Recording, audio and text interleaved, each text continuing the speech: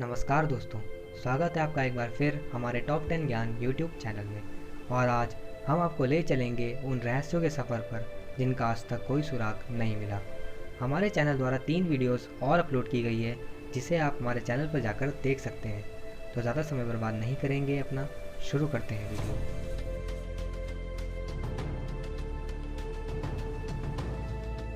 10वें नंबर पर हमारे पास cell phone in the Charlie Chaplin movie. दोस्तों, चार्ली चैपलिन का नाम तो आपने सुना ही होगा। पुराने ज़माने के इतने बड़े एक्टर जो रह चुके हैं, उनकी फिल्में आज भी उतनी ही मशहूर हैं। अब आप सोचेंगे कि इसमें ऐसा क्या रहस्य है। जी हाँ दोस्तों, रहस्य है, और इतना बड़ा रहस्य कि आप सोचते ही रह जाएंगे। 1928 में चार्ली चैपलिन की फिल्म द सर्कस के शूटिंग के दौरान कुछ ऐसा देखने को मिला जिसने सबके होश ही उड़ा दिए।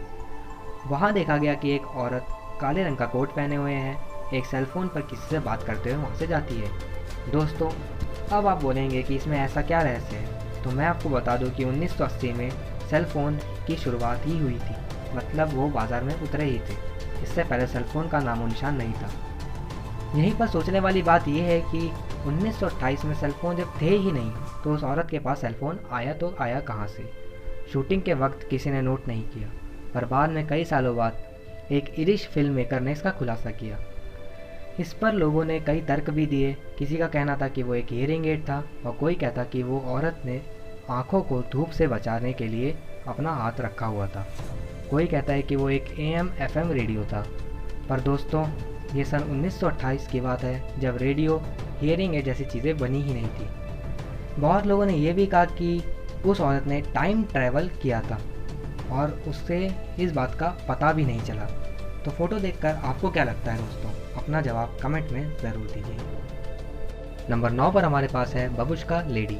दोस्तों, बबुश्का लेडी का नाम शायद आपने सुना होगा, और हो सकता है कभी आपने इनका नाम सुना ही ना हो। बबुश्का लेडी एक अज्ञात महिला है जो 1963 में हुए American president John F Kennedy की हत्या के दौरान मौजूद थी। दोस्तों, कोई नहीं जानता कि ये महिला कौन थी, कहाँ से आई थी और इनका क्या मकसद था। और इस घटना के बाद यह अज्ञात महिला कहाँ चली गई, किसी को कुछ पता नहीं। इस महिला ने रशियन कपड़े पहने हुए थे, एक स्कार्फ पहन रखा था, और तो और काले चश्मे से अपनी आंखों को ढक रखा था। उनकी उम्र भी कुछ ज़्यादा लग रही थी, इसी वजह से उन्हें बबुश्का का नाम दिया गया। पर उनका असली नाम क्या है और उनकी असली पहचान क्या है, ये आज तक कोई नहीं जानता। चश्मदीद गवाहों का कहना था कि उस रहस्यमयी महिला के हाथ में कैमरा भी था। घटना के बाद सभी ने उस जगह को खाली कर दिया। लोगों में हड़कंप मच गया, पर यह महिला वहाँ खड़ी रहकर इस पूरी घटना का फिल्म बना रही थी। वैसे तो इस हत्या से जुड़ी कई सारे रहस्य अभी भी अनसुलझे हैं, पर बबुश्का लेडी का रहस्य काफ़ी गहरा है। कई लोगों का मानना है कि बबुश्का लेडी ने ही अमेरिकी राष्ट्रपति जॉन F कैनेडी की जान ली है। जो भी हो, यह रहस्य आज भी अनसुलझा है। इस महिला के द्वारा की गई रिकॉर्डिंग आज तक किसी के हाथ नहीं लगी। यह महिला कौन थी, कहाँ से आई थी, और इस घटना के बाद ये कहाँ चली गई, किसी को कुछ पता नहीं।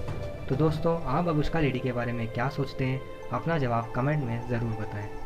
नंबर 8 पे हमारे पास है घोस्ट ऑफ SS वाटरटाउन। दोस्तों, ये किस्सा है SS वाटरटाउन नाम के एक टैंकर का।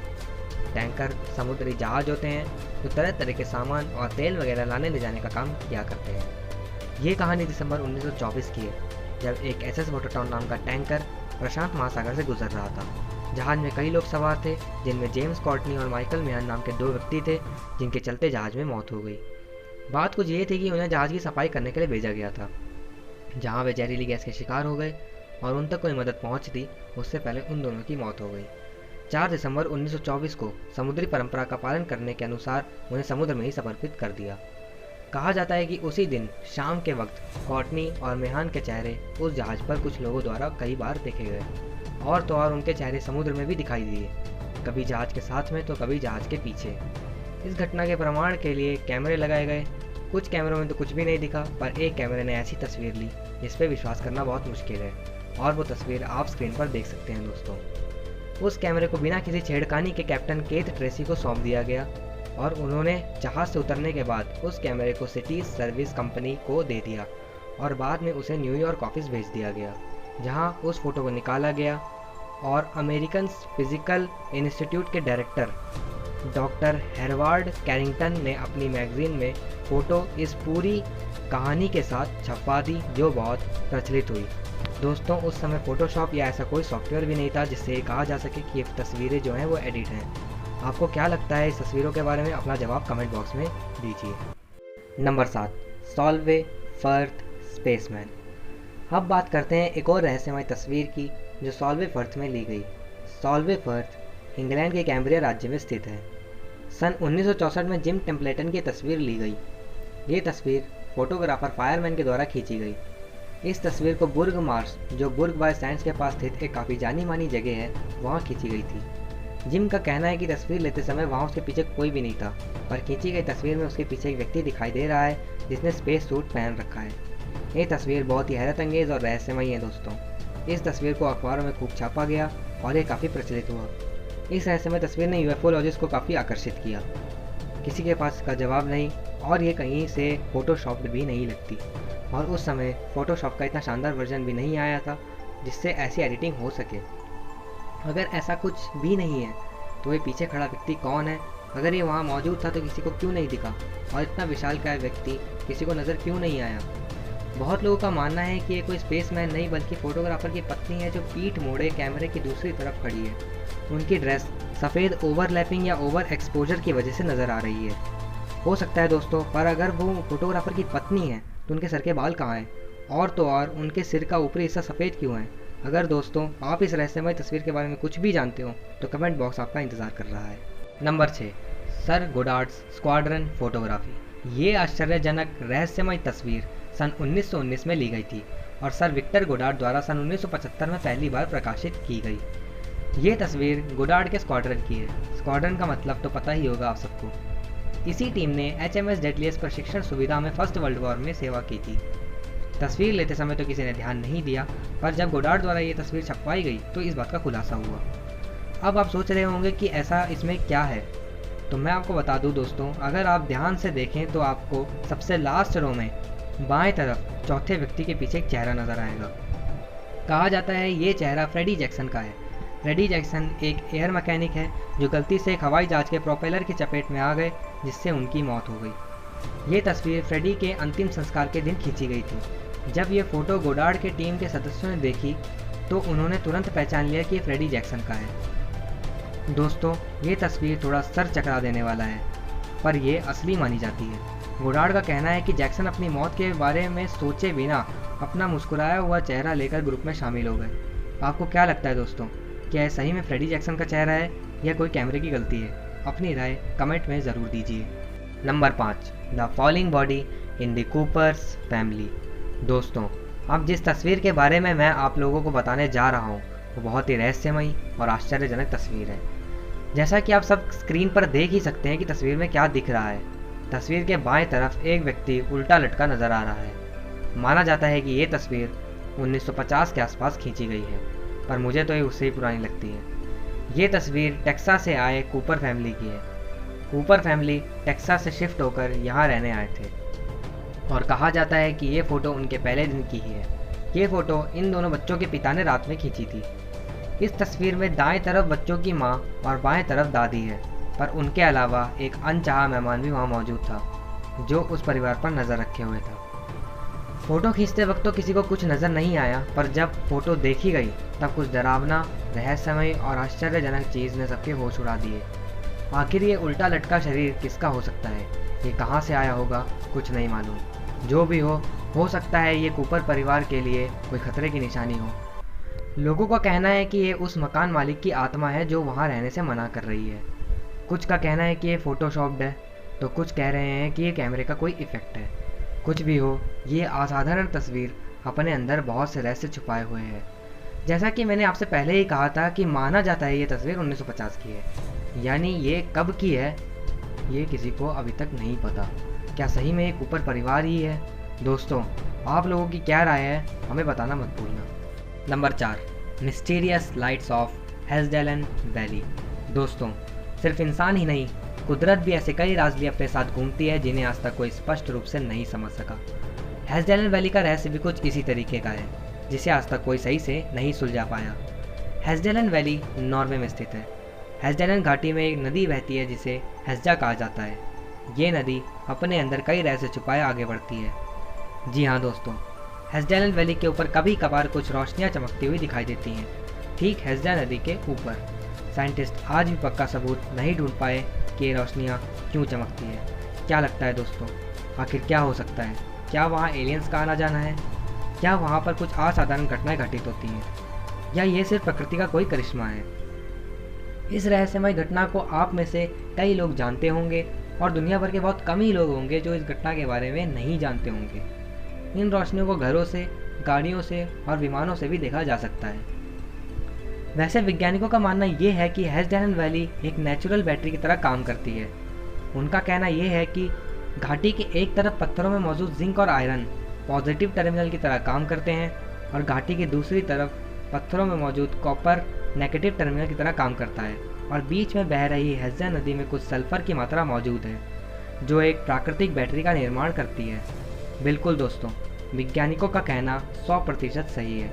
हो सकता है इन धातुओं की वजह से ऊर्जा उत्पन्न होती हो और उसी ऊर्जा से ये रोशनियाँ का निर्माण होता हो। पर दोस्तों, अगर ऐसा है तो ये रोशनियाँ कभी कभार क्यों चमकती हैं? ये एक अनसुलझा रहस्य है। हेस्डेलन लाइट्स की एक तरह तरह की तस्वीर आपको इंटरनेट पर देखने को मिल जाएंगी। तो दोस्तों, आपकी क्या राय है? कमेंट बॉक्स में हमारा जवाब दीजिए। Number 3, JioPhone rock anomaly. JioPhone rock anomaly, जिसे पिरामिड्स ऑन द मून भी बोल सकते हैं। दोस्तों, पिरामिड तो आपने देखे ही होंगे, आपको पता ही होगा कि वे क्या चीज़ है। इस दुनिया में मौजूद इजिप्ट नाम का देश पिरामिड के लिए बहुत मशहूर है। पर दोस्तों, पिरामिड सिर्फ धरती पर ही नहीं बल्कि ये चांद पर भी मौजूद है। हाँ दोस्तों, आपने सही सुना, चांद पर पिरामिड्स। दिसंबर 1972 अपोलो 17 के आखिरी मिशन के दौरान LRV रोवर ने अपने हैसल-ब्लेड कैमरे में कुछ ऐसा कैद कर लिया जिसने वैज्ञानिकों की नींद उड़ा दी।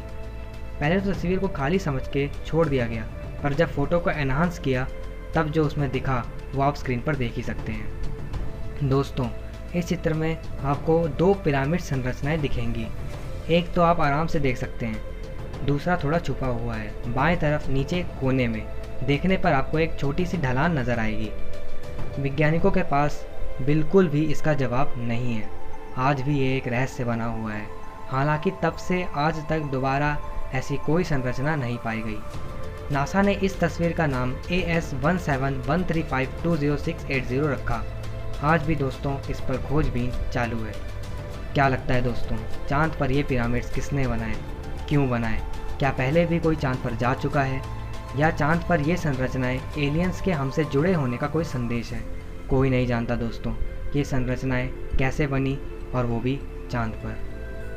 Number 2, hook island sea monster.